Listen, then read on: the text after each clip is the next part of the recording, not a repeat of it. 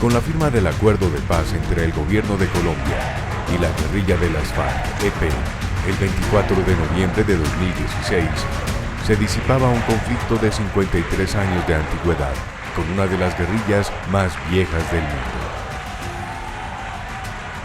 La guerra tuvo al país sumido en el miedo y la desesperanza.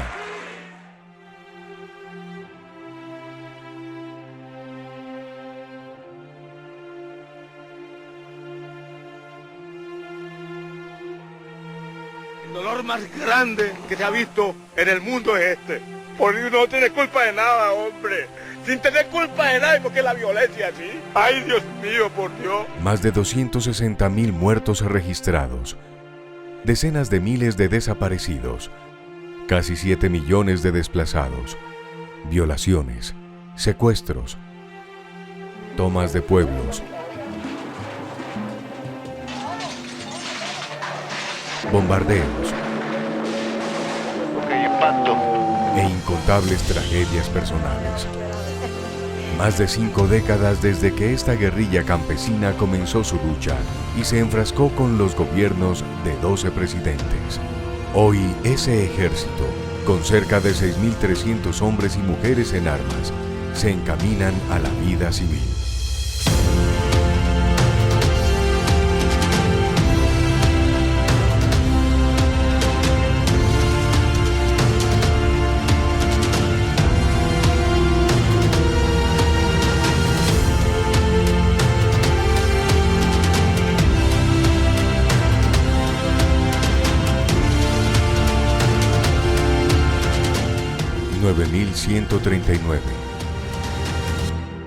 Colombia vive hoy una jornada histórica. Paz en Colombia, titulaban los diarios del mundo.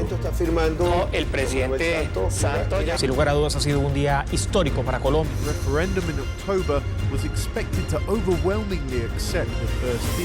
El gobierno colombiano y la guerrilla de las FARC celebran el acto formal central de la firma de paz. Las cadenas globales tenían a sus corresponsales con los ojos puestos en Colombia. Una de las guerrillas más viejas del continente dejaba las armas. 27 de junio nos congregamos para realizar el acto solemne con el que culmina la dejación de armas de las FARC-EP. Mientras el país tiene los ojos en la firma del acuerdo y el fin del conflicto, los hombres y mujeres de la Policía Nacional llevan meses preparándose para ser parte de este hecho histórico.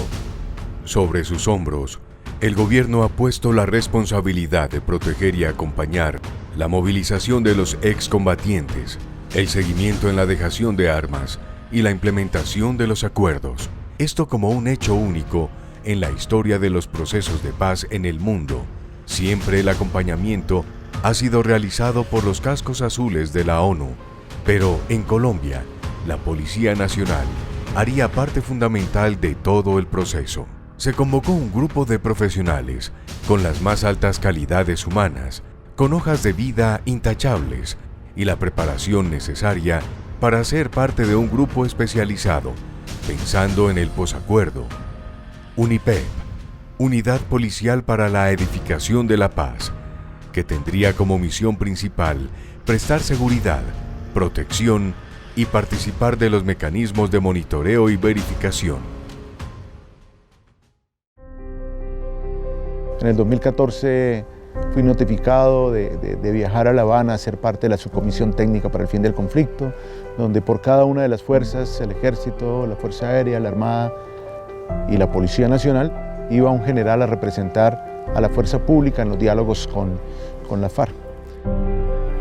Que es cuando se toma la decisión de conformar la subcomisión técnica, que tenía que hacer una propuesta a la mesa sobre cómo sería el cese del fuego definitivo y cómo sería la dejación de armas. Asumir el reto con la responsabilidad que demandaba servir en esta nueva responsabilidad.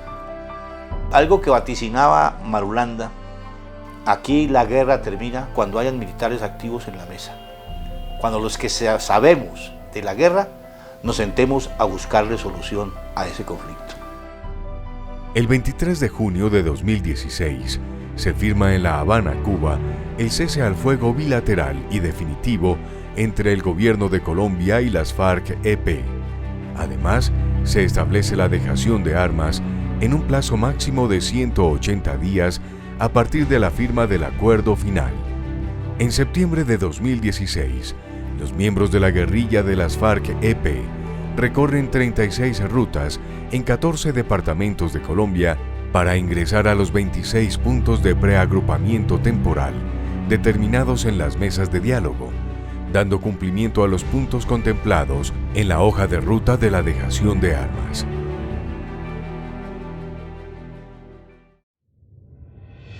Yo soy Comando Jungla. 10 años combatiendo directamente contra ellos. Yo después de tenerlos en una foto, pasé a protegerlos. Y después de asumir este papel, pues créame que sí, en realidad sí fue un reto total. Incluso compañeros nuestros radicales, que decían que la seguridad nuestra tenía que estar en manos nuestras. ¿Cómo íbamos a confiar en la gente con la que hemos estado peleando, con la que hemos estado haciendo la guerra? Argumentos habían de un lado y de otro, hasta que llega el momento en que se impone el sentido común.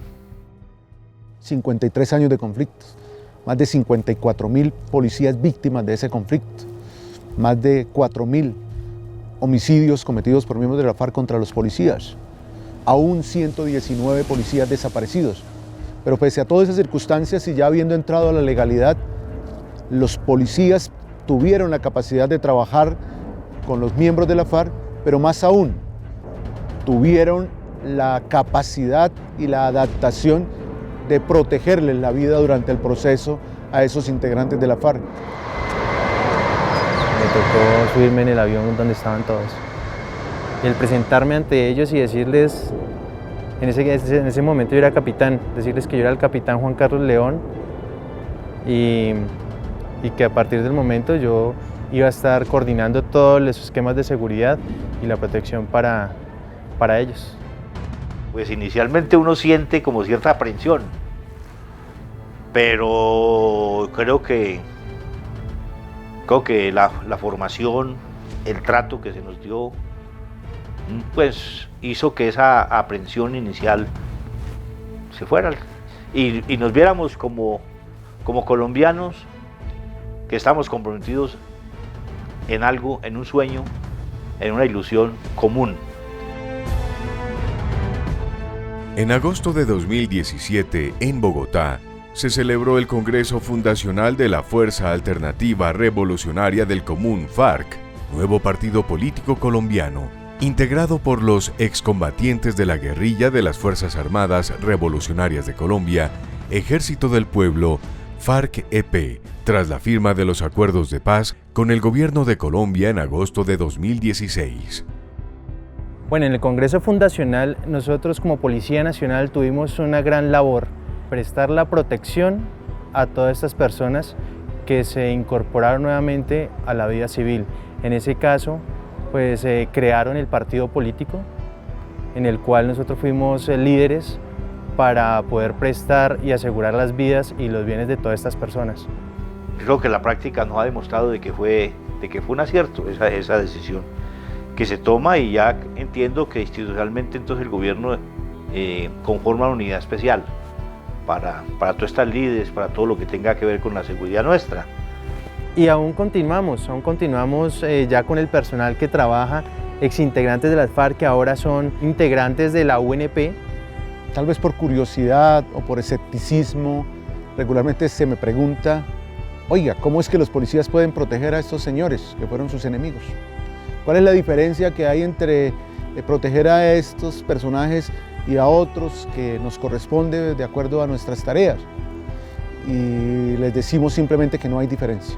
Para el policía es un ser humano, es un ciudadano que tiene derechos, que es nuestra obligación proteger su vida, y es una muestra de profesionalismo. No hay diferencia.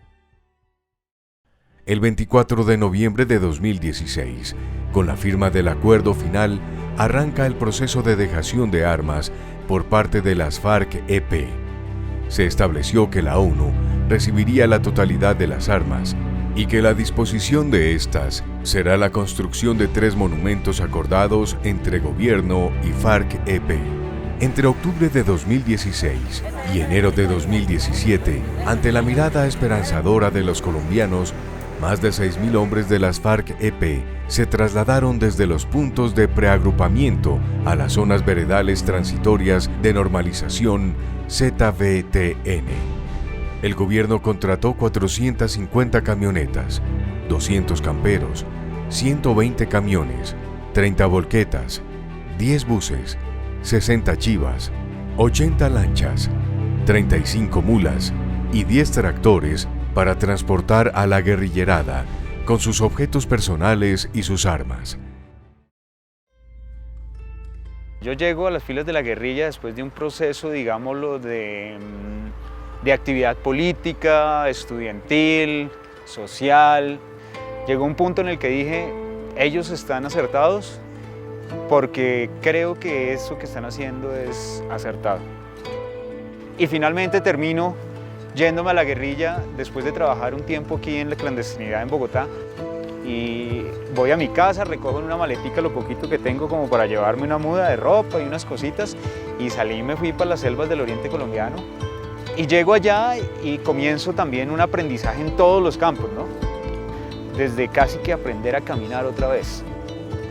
Comienzo a trabajar en la emisora Voz de la Resistencia, entonces en la guerrilla hay que aprender a desarrollar todo el concepto del ejercicio radial, porque tienes que, presentar el guión en la locución y todo, pero también tienes que hacerlo, pero también tienes que editar sonido, pero también tienes que instalar la antena y los transmisores, entonces tienes que saber soldar, y entonces también tienes que saber arreglar la planta de gasolina, porque con la planta de gasolina es que va a funcionar todo. Y cuando se dan los diálogos y se sabe que se va a hacer la instalación en Oslo, dicen, necesitamos a Manuel para que nos ayude a hacer ese día la transmisión de ese acto. Ver a estos camaradas y a los señores del gobierno sentados por allá en Oslo, iniciando unos diálogos que todos sabíamos que iban a ser beneficiosos para el país, para el pueblo, porque iban a ayudar a parar ese baño de sangre que estaba teniendo nuestro país por el conflicto armado de Colombia. Yo personalmente nunca pensé que yo fuera a ser parte del proceso de diálogo que se dio en ese momento. Tal vez uno pensaría, sí, en un futuro se puede dar, pero para esa época yo ya estoy muerto. ¿Qué es encontrarse con un integrante de la fuerza pública, saludarlo, hablar con él, conversar, mirarlo a los ojos? Entonces es un sentimiento de satisfacción, porque se sabe uno en una situación de construcción de paz. ¿Cómo afrontar de manera profesional nuestro trabajo sin querer ser amigos, pero cumpliendo con una misión y haciendo posible que el acuerdo a su vez funcionara? Me llamó el señor almirante Orlando Romero, quien era nuestro jefe, y me dijo, vamos a una reunión con los de las FARC. Yo entré a ese salón y veo a Marco Calarcá sentado en una mesa tal vez de 50 centímetros de ancho. Él nos presenta y le dice a Marco Calarcá que yo soy el delegado por la Policía Nacional para el proceso. Yo no les puedo decir mentiras, yo ese día me senté y no le quitaba los ojos de encima. Todo el tiempo lo estuve mirando y obviamente estaba prestando atención a lo que estaban hablando ellos, pero en un determinado momento el señor almirante se levantó de la mesa a contestar una llamada telefónica y yo me quedé con Marco Calarcá sentado en la mesa, él y yo. La primera pregunta es, ¿qué le digo yo a un sujeto que lleva durante tantos años en el otro lado de lo que yo hago? Entonces él rompió el hielo y me dijo, coronel, bienvenido. Tranquilo que a mí me pasó exactamente lo mismo el día que yo me senté por primera vez a hablar con los mandos de las Fuerzas Armadas. Y a partir de ahí ya comenzamos, digámoslo así, que una conversación fluida entre lo que debíamos hacer y el porqué de lo que estábamos haciendo en esa pedagogía. Yo tuve que desplazarme desde el interior del Putumayo, desplazarme desde allá en ríos, travesías por la selva, para llegar a la zona veredal transitoria de normalización, La Carmelita, en Puerto Asís, Putumayo. La selección de esas zonas se hizo mediante unas visitas de reconocimiento en las cuales tanto la ONU, en sus delegados, como los delegados de gobierno y los delegados de las FARC establecieron precisamente los límites y los linderos de esa zona. La FARC hacía presencia en cerca de 89, 90 municipios y tenían que llegar a 26 puntos. Por supuesto, se tenían que mover de diferentes partes del territorio armados para llegar a esos puntos. Fue el primer momento de verdad del proceso. El encuentro de miembros de la policía con integrantes de la FARC aún armados, pero ya en camino a la legalidad. Para ese momento estaban uniformados y armados, y empezar desde ese sitio directamente el cumplimiento de los protocolos para finalmente llegar al proceso de reincorporación. Allí convivían durante 24 horas. Esa misma convivencia fue propiciando que se rompiera el hielo entre unos y otros. Recuerdo un caso precisamente en la vereda en La Paloma, en Nariño, cuando la estructura de las FARC estaba llegando a la zona veredal, venía una guerrillera, traía en una mano a un bebé de 2 añitos caminando y en la otra mano cargaba a un bebé de escasos meses. Como ella estaba uniformada, me refiero, la observadora policial estaba uniformada como estoy yo hoy, le dijo a ella, ¿le ayudo? Y la guerrillera le dijo, ¿usted es de la ONU? Cuando ella le comentó, le dijo, no, yo soy de gobierno, soy policía. Y la guerrillera le dijo, no, entonces no. Y siguió su camino. Pero a las pocas semanas después, precisamente la misma guerrillera, a propósito de esa convivencia, buscó a la mujer policía para solicitarle orientación respecto a temas de familia y a temas de los niños, especialmente de la salud, porque obvio, esta mujer policía también es mamá. En algunos otros casos, en otras zonas veredales, por ejemplo, organizaban asados y a través del asado se lograban sentar en un ambiente totalmente diferente al del monitoreo y la verificación y compartir algunas experiencias de algunos operativos en los cuales miembros de la fuerza pública perseguían a algunos de los guerrilleros y ellos le contaban, no, mire, yo me le fui por esta quebrada, yo sí supe que usted estuvo detrás de mí. Y ese tipo de cosas fueron demostrando poco a poco cómo entre dos adversarios en su momento fueron cambiando no solamente la forma de pensar, sino la forma de actuar. Tuve la oportunidad de encontrarme con un miembro de las FARC que había participado en una toma guerrillera en el municipio de La Paz, en el Cesar, en el año 1998. En esa toma guerrillera, siendo teniente, había estado apoyando a un grupo de policías y me lo encontré después, casi 30 años después, ya en otro proceso de selección de la zona donde se iban a ubicar. Encontrarse con una persona de la fuerza pública ahora en este momento es de verdad muy bonito. ¿Por qué? Porque es encontrarse con una persona que es una contraparte, que fue su enemigo durante la guerra,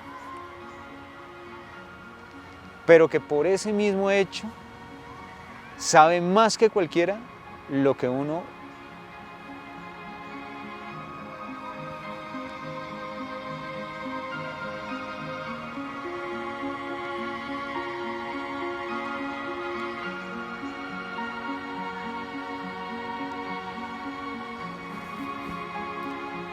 sufrió, que aguantó hambre, que aguantó frío, que se tuvo que separar de su familia, que tuvo que ver morir sus compañeros, que tuvo que ver los heridos, que tuvo que contar con el otro en un combate para salvar su vida. Y cuando uno entiende que esa persona sufrió igual que uno,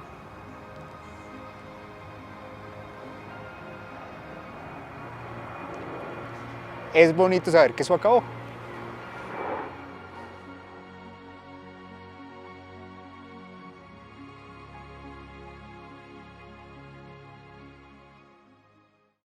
A medida que los hombres y mujeres de las FARC-EP llegaban a las zonas transitorias de normalización, se realizó el registro y verificación de las armas.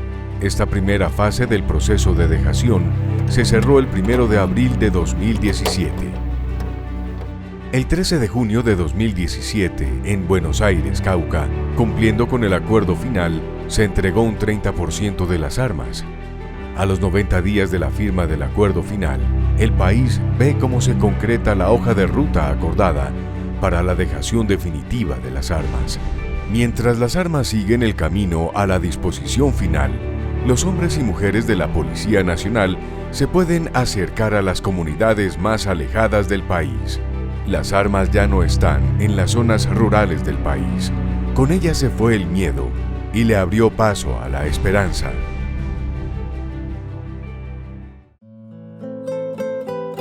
Dentro de todas las historias de éxito, diría yo, del trabajo de policía, hay algunas que son realmente excepcionales. El trabajo de policías como docentes de las escuelitas, en algunas escuelitas rurales donde por tiempo, por espacio, por limitaciones de movilidad no llegan los profesores. Ahí se ha insertado un policía como docente. Estábamos en una vereda, un niño se nos acerca y nos dice que si le podíamos colaborar en una tarea que en ese momento tenía. Y nosotros pues sí, obvio le colaboramos, pero nos quedó esa idea de por qué no hacer una bibliomóvil. Esto pasó varias veces en casi como en 5 o 6 veredas. Y de ahí me nació la idea de buscar unos libros prestados o donados para colaborarles a los niños para que ellos leyeran y aprendieran un poquito más. Este camión más que todo se realizaba era patrullajes.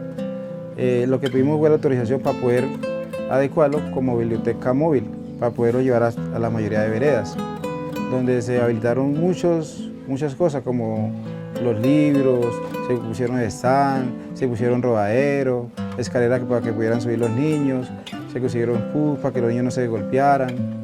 Y comenzamos a buscar recursos. Hicimos una campaña de regalar un libro al campo. Surgieron cantidades de libros, donde se vincularon las diferentes entidades como la alcaldía, los colegios, el comercio, y nos llevaban ese libro, donde ahí se escogía, se limpiaban y se adecuaban para poderlos entregar a la comunidad. El profe, le dicen algunos, lo rodean los niños, lo siguen los niños. Hay unas tareas realmente formidables donde ese liderazgo de policía, que debe ser parte de la esencia de un policía, se manifiesta siendo docente, participando en tareas de capacitación, de formación, de educación de esos niños, incluso yendo a sus casas en algunos lugares donde los niños no se pueden desplazar, a llevarles y hacer con ellos algunas tareas. Esto no es una historia, realmente está sucediendo en algunos territorios, en algunas zonas de esas apartadas. Admirable la tarea que supera incluso la asignación de responsabilidades que le damos. Ya que se firmó el acuerdo de paz, hubo más facilidad para poder llegar a las veredas, visitar a los campesinos, a los niños, que se acercaran hacia nosotros, porque ya antes eras más con miedo que los amenazara por estar hablando con nosotros. La primera vez que se llevó la biblioteca móvil a una vereda, los niños cuando llegamos estaban como sorprendidos, no sabían qué era. Como nosotros comenzamos a bajar los elementos, ellos pensaban que eran juegos. Cuando ya tenían todo armados, ellos se dieron cuenta que era una biblioteca, donde algunos estaban maravillados porque nunca habían asistido a una biblioteca. El camión está funcionando en las 32 veredas del municipio de Icononso. Está en funcionamiento cada 2 días, porque tenemos un día para organizar lo que vamos a realizar en la vereda o en la institución. Es ejemplarizante la forma como estos jóvenes policías se ganaron el cariño de estas comunidades haciendo un trabajo policial impecable, ganándose este cariño de estas comunidades. Bueno, en los tiempos para los chicos de los colegios, ratos libres, hacemos actividades lúdicas, recreativas. Cuando son jóvenes de sexto, séptimo en adelante, hacemos lo que son zumbaterapias, porque a los chicos, los jóvenes, lo que les gusta es bailar. Y cuando son niños de primero a quinto grado, hacemos lo que es actividades de juegos y pintucaritas. Les damos charlas, como el bullying escolar, maltrato infantil, sustancias psicoactivas, y también tenemos en el camión un policine, donde lo llevamos a las diferentes veredas donde no tienen la facilidad de ir a un cine normal. Debido al éxito de la actividad de la biblioteca móvil, todos los días recibimos oficios donde nos piden el camión más que todo a tal vereda. Para ellos esto ha sido muy bueno porque anteriormente nunca se veía eso del policía tener contacto con la comunidad, con el campesino, sino siempre era más en el área urbana y no en lo rural.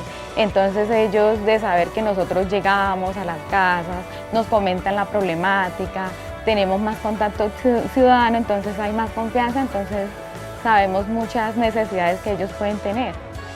Me gustaría a mí personalmente y al grupo colocar más que todo por ahí unos 10 computadores con internet para llevar en medios digitales a las veredas, donde la señal es muy escasa y muy difícil. El 27 de junio de 2017, en Mesetas Meta, se entregó el segundo 30% de las armas a la Organización de las Naciones Unidas y el presidente Juan Manuel Santos Calderón entregó a Rodrigo Londoño, como objeto emblemático y símbolo de la dejación definitiva de la lucha armada e inicio de la creación de un movimiento político, la obra de arte Fusil Pala, un icónico fusil AK-47 convertido en herramienta agrícola creada por el escultor colombiano Alex Astoque. El inicio de la tercera fase. El 15 de agosto de 2017, en Pondores, Guajira, se entregó el 40% restante de las armas, cumpliendo así con la totalidad del armamento de las FARC-EP, ahora en custodia de la ONU. Las armas ya no están en las zonas rurales del país. Con ellas se fue el miedo y le abrió paso a la esperanza.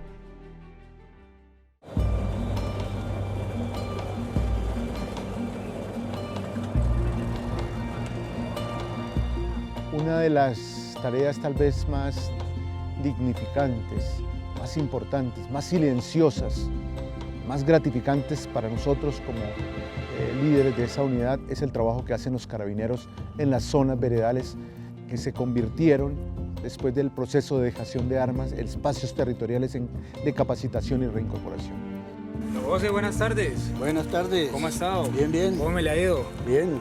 ¿Cómo va la cosecha, don José? Muy buena cosecha tuvimos ahorita. Antiguamente hacía parte del escuadrón de carabineros número 28, un ENCAR, en Putumayo. Realizamos labores de prevención y control contra grupos al margen de la ley.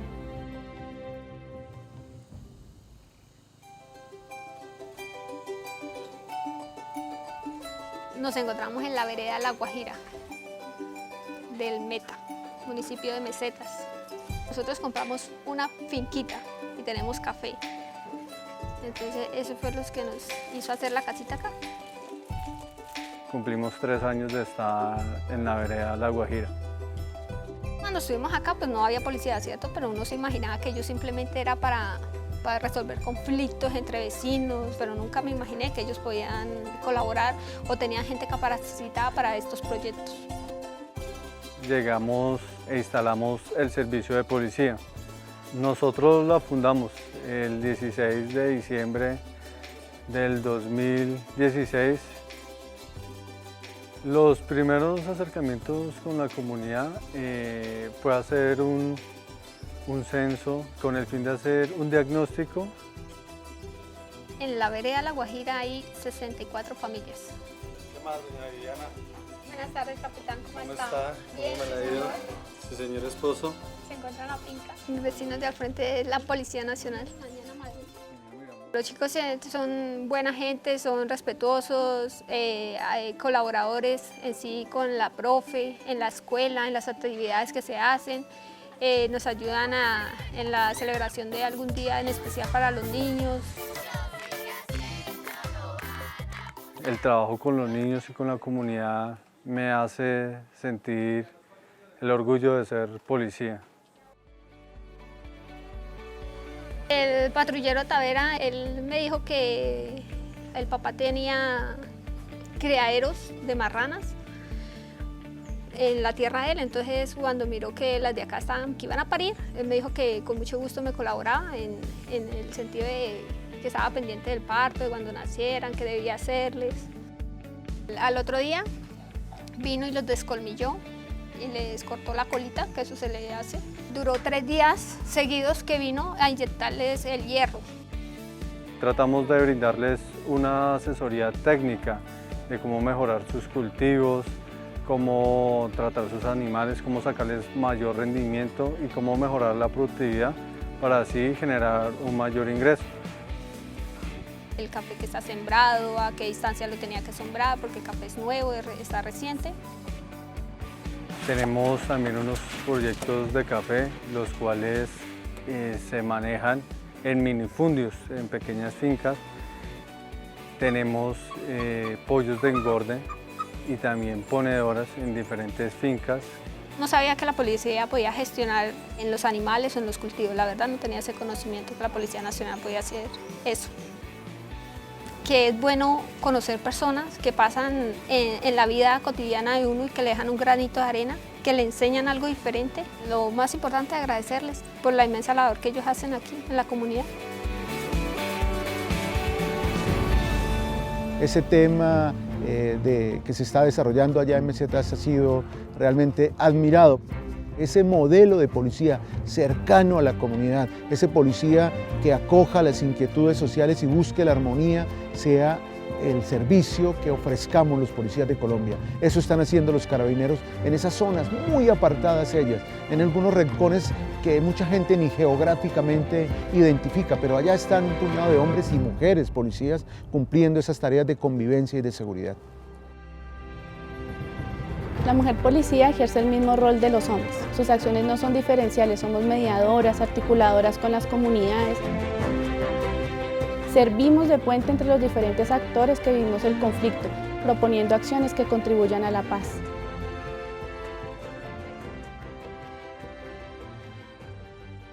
Soy de las personas que han sufrido la violencia desde niños. Perdí a mis padres muy joven, muy niña, y en una región donde no había institucionalidad. El único amparo que encontré fue las FARC. Allí me terminé de criar, me cuidaron como se cuidan a las hermanitas menores, y aquí estoy trabajando por sacar adelante el proceso de reincorporación de los excombatientes de las FARC. Hemos querido demostrarles que podemos trabajar mancomunadamente y queremos darles el conocimiento para desarrollar un proyecto productivo, para que generen un ingreso. Nosotros, los excombatientes, no somos una carga para nadie. Nosotros no queremos convertirnos en una carga para el país, nosotros no queremos convertirnos en una carga para la familia, para nadie. Nosotros somos autosuficientes y nosotros queremos trabajar.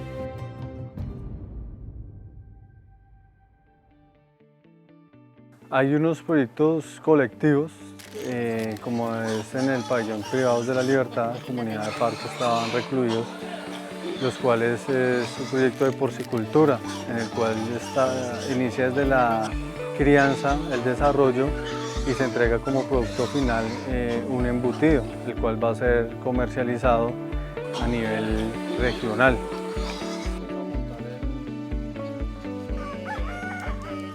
Puede ver allí a la parte de arriba hay 2 hectáreas de caña sembrada, aquí enseguida hay 1 hectárea de cítricos, enseguida hay 1 hectárea de banano, allí a la parte de abajo hay gallinas, por el otro lado hay cerdos y están cultivando maíz, yuca, plátano.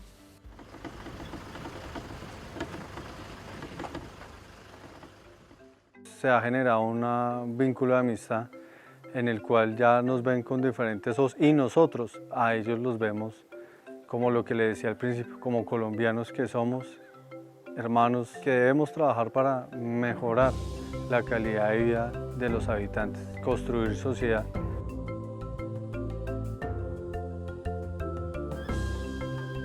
Es un voto de confianza, porque como vuelvo y le digo, es impensable que después de tantos años de guerra, de 53 años de guerra, un policía tenga el coraje de decirle a un guerrillero, échele esta comida a los pescados, porque si no, no le vaya a echar esta porque esta es para pollos.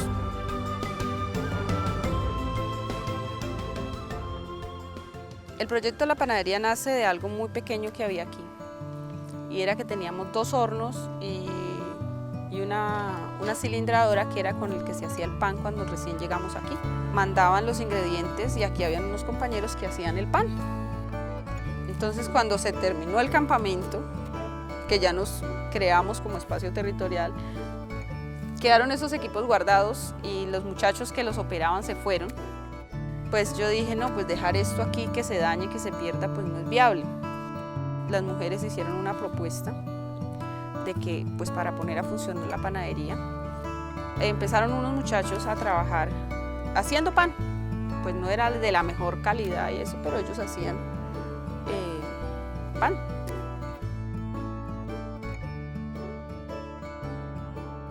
Cuando aprendí a hacer pan, le pedí un favor a un amigo que tiene una panadería allá. Él me dio instrucciones, duré un mes haciendo pan con él, casi trabajando normal. Y me vine para acá y empecé así como le estaba comentando ahorita, con la vitrina dulcera y los 2 hornitos. Él quiso dar pasos de gigante, así le decimos nosotros, ya que él quiso demostrar a sus compañeros que con la limitación física que él tiene se puede generar cualquier tipo de trabajo. La prótesis la tengo hace un año, me llevaron para Florencia, la Cruz Roja Internacional, allá me dieron una.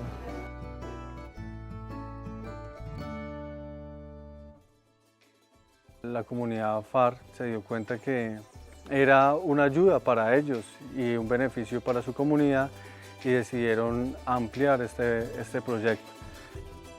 Una persona iba a distribuir el pan por las veredas y pues hubo una persona que salió y ¿para qué? Muy bien, eso, o sea, se iba con una cantidad de pan y regresaba con nada. Este proyecto productivo se le promociona a toda la comunidad para que se acerquen y hagan consumo. Los principales son el ejército y la policía, que son los que siempre vienen cuando pasan patrullando, que siempre se llevan su cantidad de pan. Dentro de poco ya está la pastelería, en el cual pues nosotros necesitamos este insumo para celebrar fiestas especiales, cumpleaños de los policías, de los niños de la comunidad o cualquier evento.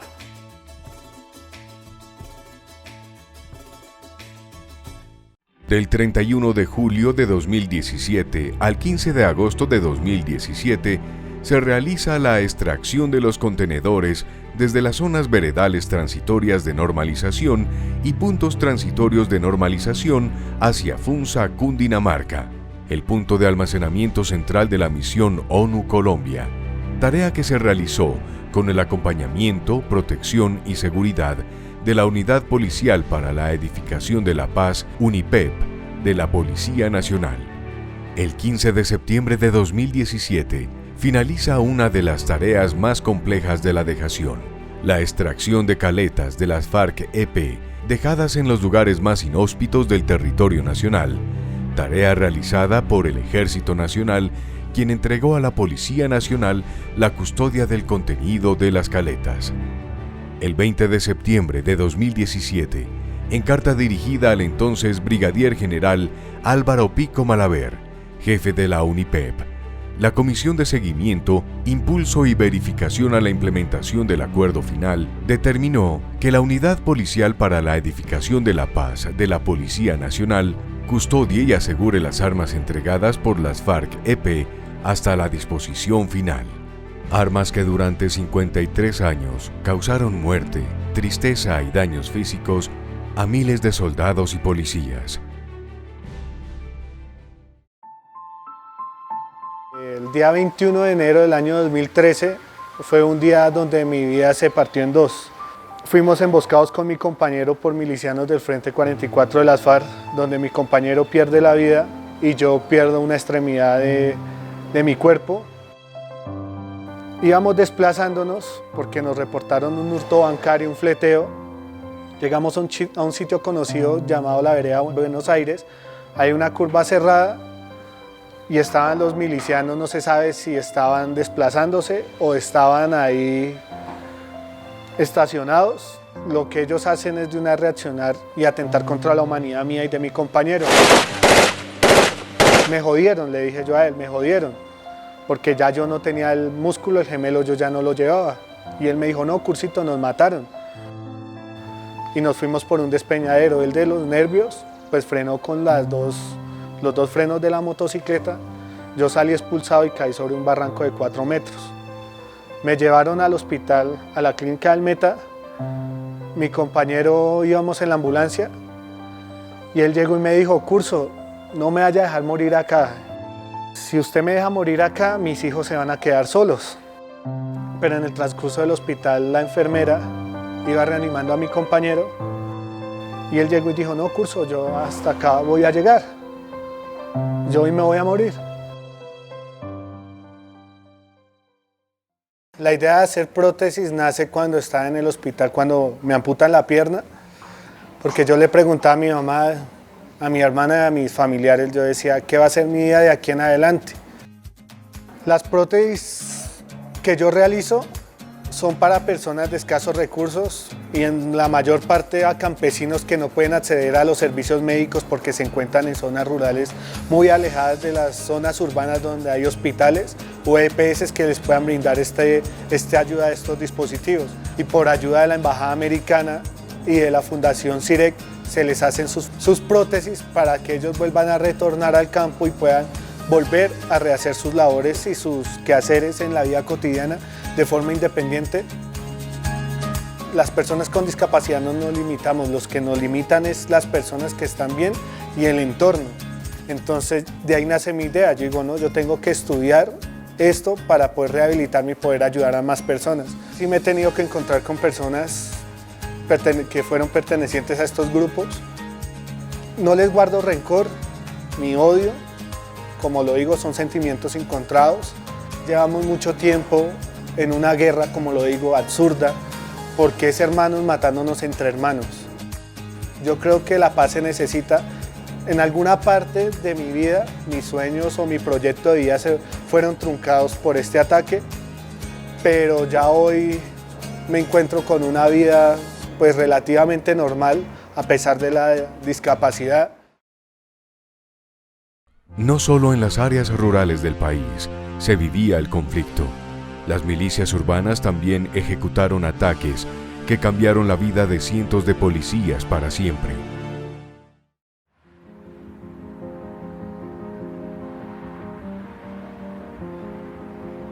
Era un fin de semana, Día de la Madre, entonces siempre hay gente con permisos. Recibía turno a las 9 de la noche, fui y dejé a mi hija porque mi mami me la cuidaba. Después fui a la subestación ya a asignar los puestos fijos, había muy poco personal. Y ya estando ahí en la subestación, diagonal había una fiesta, se veía calmado. Yo puse a hacer un tinto.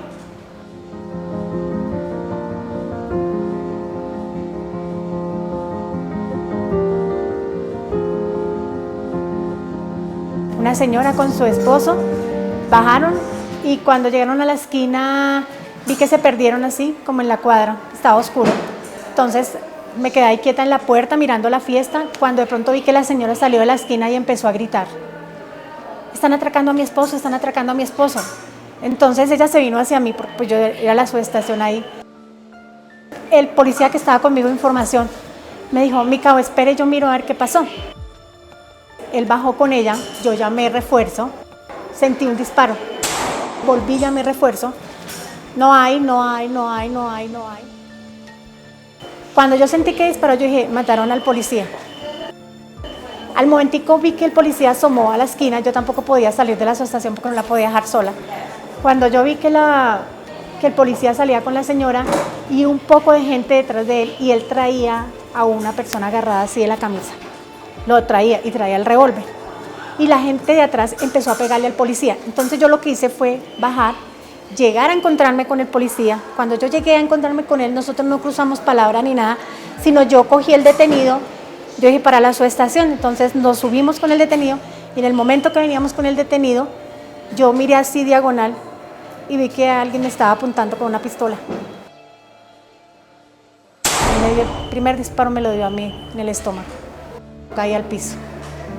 Me empecé a escuchar una balacera, la gente empezó a correr. Fue cuando me dieron el disparo ya estando en el piso, en la espalda. Sentí que mi cuerpo se durmió. Ya en un momento quedó todo en silencio, en silencio, en silencio.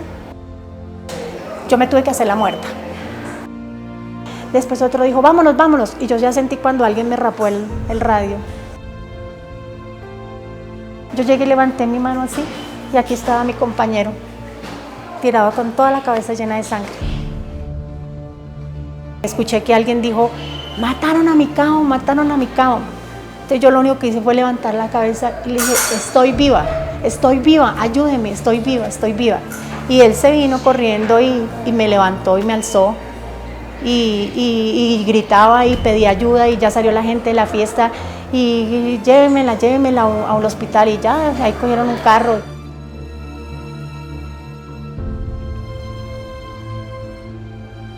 Yo ya sabía que iba a quedar en silla de ruedas.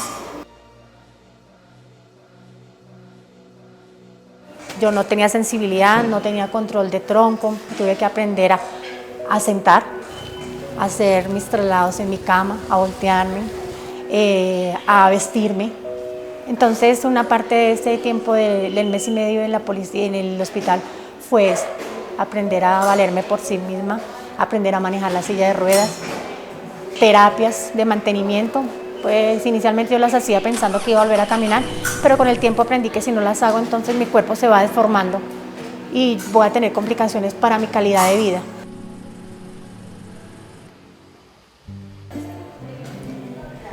Yo llego al deporte después de haber pasado por muchas cosas. Pienso que como cuando a uno se le muere un ser querido, uno tiene que hacer un proceso y un duelo. Entonces hice mi duelo de estar en silla de ruedas. Empecé a estudiar, estudié administración de empresas, soy tecnóloga en administración de empresas. Entré a trabajar con la ayuda de una ONG y por cosas del destino una compañera que también está en silla de ruedas me dijo, Camila, me acompaña allí, vamos, que yo estoy encargada de deportes. Ella practicaba tiro deportivo, pistola y rifle y pues yo la acompañaba y ella me decía practique y yo decía, no, a mí no se me hace que eso sea un deporte. Entonces me fui como a entrenar natación y cuando ya retomé ya dije, no, yo ya no quiero trabajar más, yo quiero dedicarme más como a la parte de salud, hacer algún deporte porque eso me iba a ayudar pues para mi estado. Y entré a tiro, me empezó a gustar y no era tan buena, me costó ser buena y ya logré ser medallista de oro, Selección Bogotá, Selección Colombia.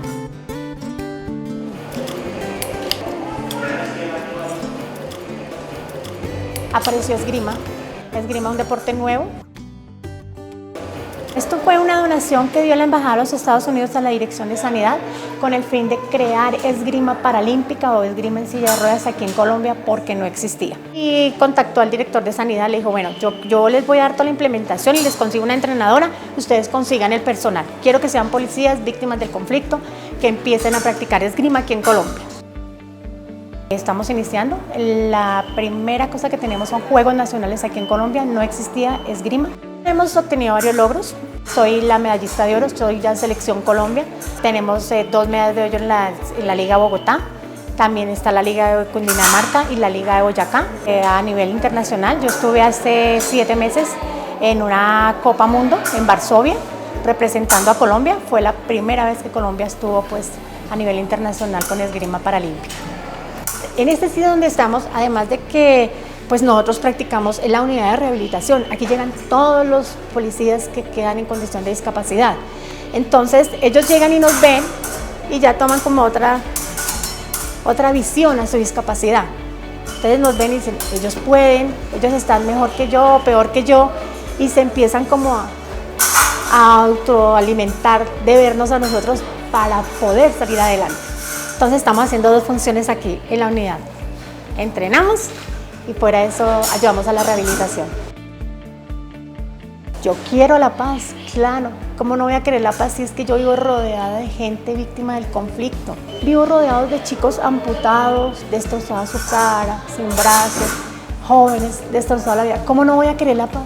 Claro que quiero la paz.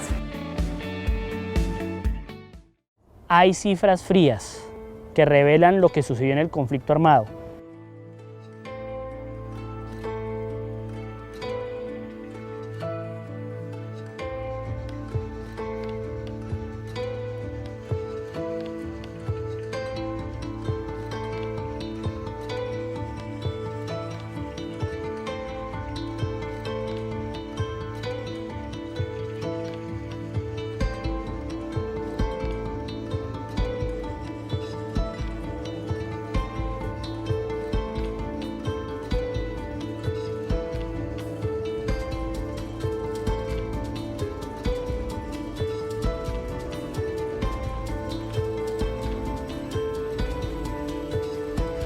54.000 son policías. Y una de las tareas fundamentales es dignificarlos a ellos y a sus familias.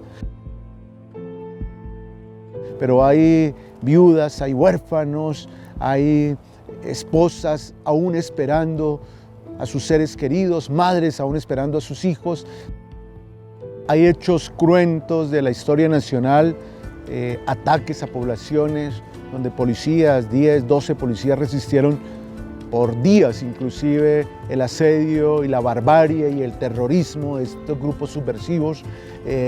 Estos héroes que murieron, que fueron secuestrados, que resistieron con valentía protegiendo a la población civil, esos ataques merecen ser reconocidos, merecen ser recordados, merecen ser dignificados. Y esa es una de las tareas que hacemos, escribir sus historias, contarle a las futuras generaciones qué pasó, cuál fue el rol que cumplimos los policías en esos momentos aciagos de la vida nacional.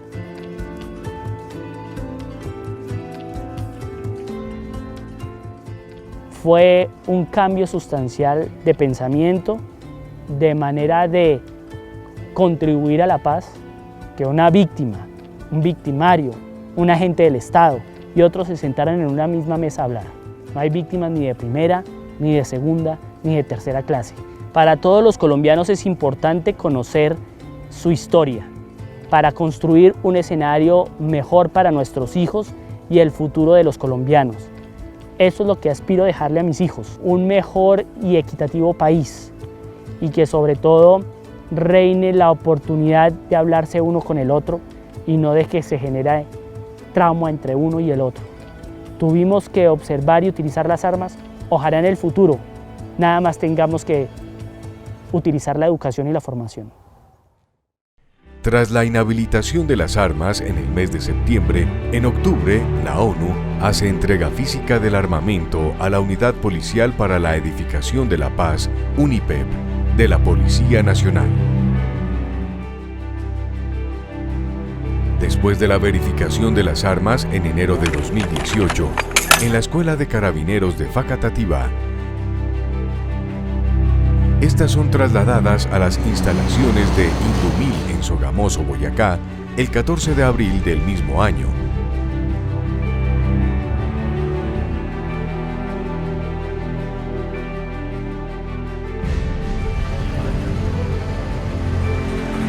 Se realizó la separación de piezas y de materiales de todas las armas, esto entre el 30 de abril y el 5 de mayo de 2018.